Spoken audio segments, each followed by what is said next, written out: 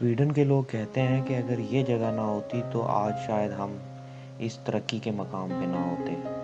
10वीं सदी से 1992 तक यहाँ से कॉपर निकाला गया है, तकरीबन 1000 साल, और 2001 में इसको वर्ल्ड हेरिटेज साइट डिक्लेयर कर दिया गया। स्टार्ट में लोकल लोग ही कॉपर स्टोन को पिघलाकर घर की चीज़ें बनाते थे, और उसके बाद 17वीं और 18वीं सदी में ये जगह कॉपर प्रोडक्शन का घर बन गई।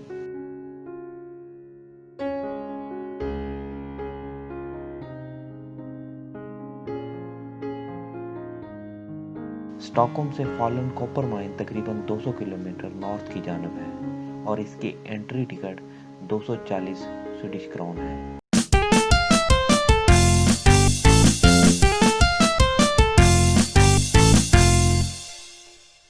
अस्सलाम वालेकुम।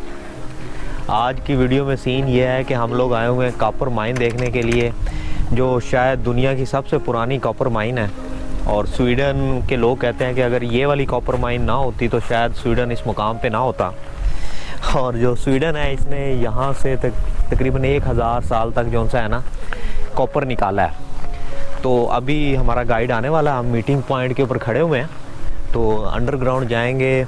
और जो टूर है वो तकरीबन 1 घंटे का टूर है और टिकटें वगैरह हमने ले ली हैं, बस कुछ मिनट रह गए, अभी हम नीचे जाएंगे। ये पीछे सारा जो सा एरिया है ना, ये जो सा ना कॉपर का इन्होंने डिग कर करके कॉपर निकाला हुआ है। Good afternoon, everyone, and welcome to the mine. My name is Josef, and I'm going to be your guide this next coming hour. And before we get going, some practical rules and considerations that we need to have back in our heads as we walk. 5 degrees is the temperature underground, so a bit colder now. यहाँ से अब हम अंदर जा रहे हैं mines के अंदर, और ये जो हमारा गाइड है ये टिकट चेक कर रहा है।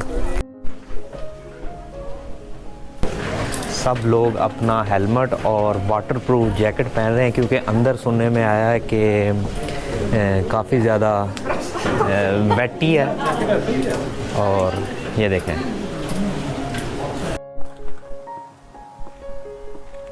ये जो एरिया है कॉपर माइंस का, ये इस टाइम जो सा है वर्ल्ड हेरिटेज ने अपने अंडर लिया हुआ है। ये वर्ल्ड हेरिटेज की साइट है, इसको सेव कर लिया है आने वाली नस्लों के लिए, कि वो देखें कि स्वीडन ने कैसे तरक्की की।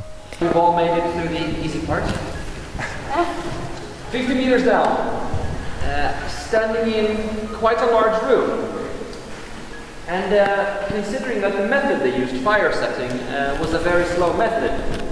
Mind you, if you light fires and then you use the primitive tools of a hammer and chisel, it's going to take you a long time to break through the rock.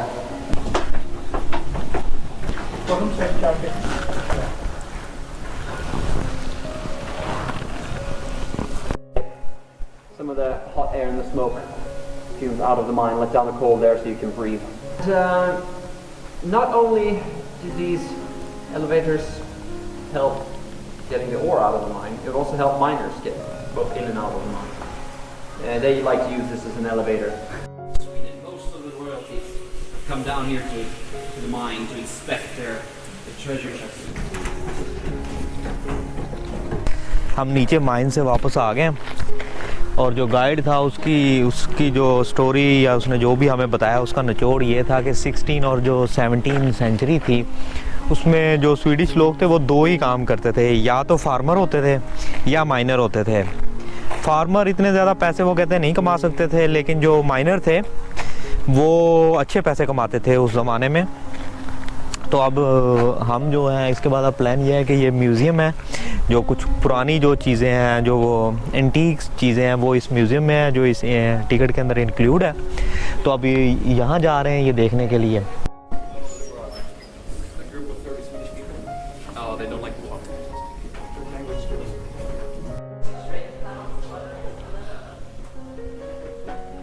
In copper mine की सबसे जो interesting बात वो ये है कि ये जो कॉपर माइन दरियाफ्त की है ना, ये इंसान ने नहीं की फर्स्ट टाइम।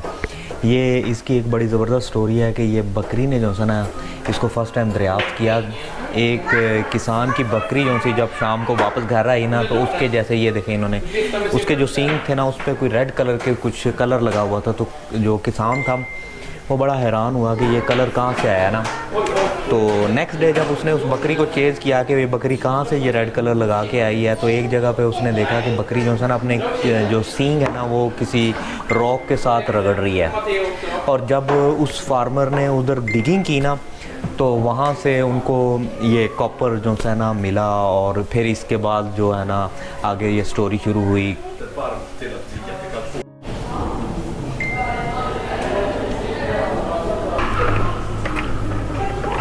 ये पुराने जो ज़माने के जो लोग थे वो कॉपर के बर्तन यूज़ करते थे। और ये उस 16 और 17 सेंचुरी के जो बर्तन हैं वो अभी तक यहाँ उन्होंने सेव करके रखे हुए हैं आने वाली नस्लों के लिए, कि कैसे जो स्वीडिश पुराने लोग थे उनके जो डेली यूज़ करने वाली चीज़ें थी वो कैसी थी।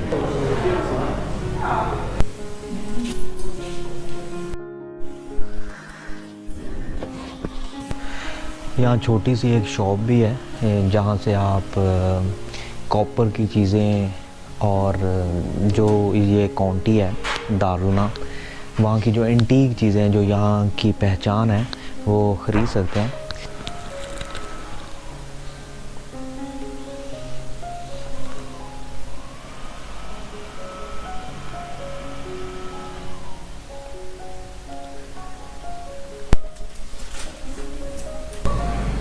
हम काफ़ी टाइम से प्लान कर रहे थे इधर फॉलन माइंस आने का इस समर के अंदर, लेकिन टाइम नहीं मिल पा रहा था या कोई ऐसा सिस्टम नहीं बन रहा था कि ये प्लान को एग्जीक्यूट किया जाए।